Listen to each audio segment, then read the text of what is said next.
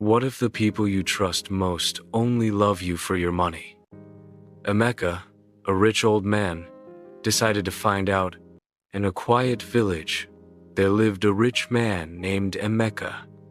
He had a big house and much money. People respected him for his wealth, but Emeka was often sad.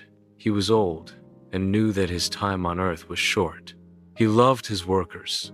They had worked for him for many years, but he wondered who truly cared for him. Was there anyone who loved him for himself, not for his money? He wanted to find out. One morning, Emeka had an idea. He wanted to test his workers. He put on old, torn clothes.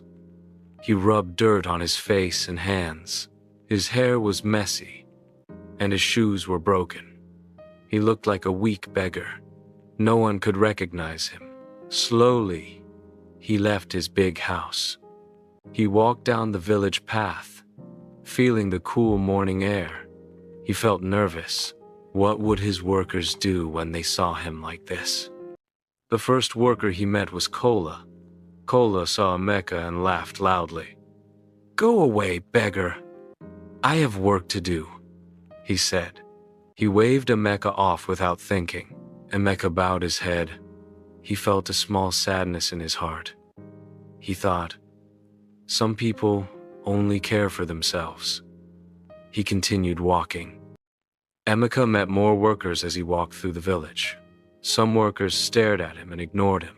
Some workers laughed and made jokes about his clothes. None offered food or help. Emeka's heart grew heavier. He felt lonely. He wondered if anyone in the village had a kind heart. The sun climbed higher, and Emeka kept walking, hoping to find someone who would care. Finally, Emeka saw Ada. She noticed him shivering in the cold wind. She ran to him and put her scarf around his shoulders. She gave him a small loaf of bread. "Please eat, sir. You look cold and hungry," she said softly. Emeka felt hope rise in his heart. Ada was kind. She cared for him. Her eyes were full of warmth and concern. Emeka smiled under the dirt on his face. At last, someone had a true heart. Emeka walked through the village all day. He visited every worker he could find. Some still ignored him. Some laughed at him. Only Ada had helped him. Emeka thought about what he had seen. He realized that true kindness was rare. Some people worked only for money. Some people had hearts full of greed. But Ada had shown love and honesty.